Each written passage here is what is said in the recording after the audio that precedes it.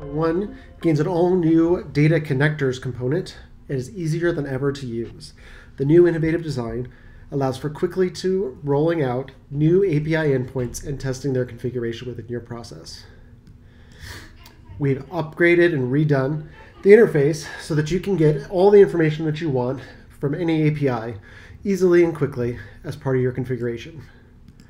Once your process is configured, you can then pass in parameters, headers, and body information using mustache syntax, and then test everything in one run. Those of you who are familiar with working with APIs will find this interface familiar, as it shares a lot of similarities with other API tools.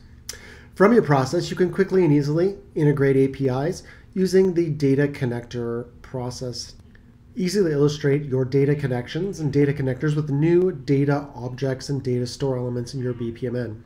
The data connector itself has a brand new inspector configuration to quickly and easily configure both the outbound configuration to your API as well as the response mapping.